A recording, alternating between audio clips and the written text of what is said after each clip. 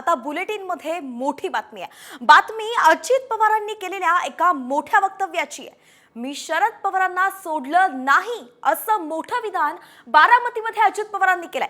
आमदारांच्या आग्रहामुळे हा निर्णय घ्यावा लागला, निधी मिळण्यात अडचण येत होती म्हणून हा निर्णय घ्यावा लागला असं अजित पवार म्हणाले आहेत। आपण पाहतोय गेल्या अनेक दिवसांपासून अजित पवार हे शरद पवारांवरती निशाणा साधत होते, मात्र काही दिवसांपूर्वी पासून ते अजित पवार जे आहेत ते शरद पवारांबद्दल मवाळ भूमिका घेताना दिसतात आणि अशातच आता त्यांनी एक मोठं विधान केलंय की मी शरद पवारांना कधीच सोडलं नाही असं ते म्हणाले।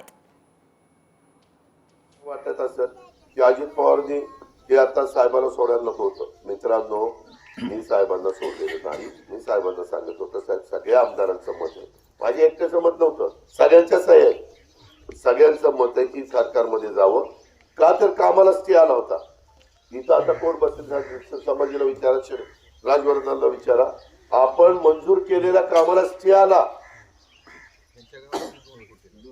25-15 वगैरे।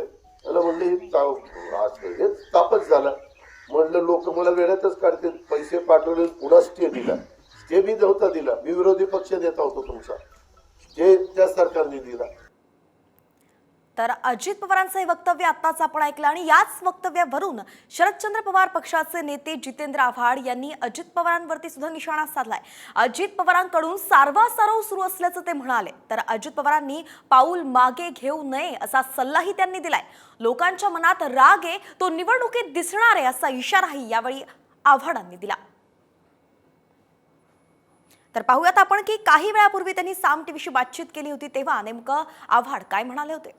कसे सारवासारव करण्याचं काम चालू आहे।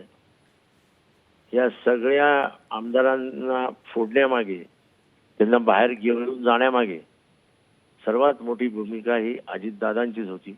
आता त्यांनी घेतली तर ते घेतलं, उचललंय ते पाऊल तर त्यांनी मागे फिरू नये आणि निष्कारण एवढ्या आमदारात जोड नाही की ते अजित पवारांना शरद पवारांविरुद्ध बोलायला लावतील किंवा जायला लावतील। लोकांच्या मनात तर राग असेल मला माहित नाही, पण जे काही त्यांनी केलं पवार साहेबांबरोबर वयाच्या 85व्या वर्षी ते काही योग्य केलं नाही असं आजही मला वाटतं आणि उद्याही मला वाटत राहील आणि अशीच भावना महाराष्ट्राच्या जनमानसात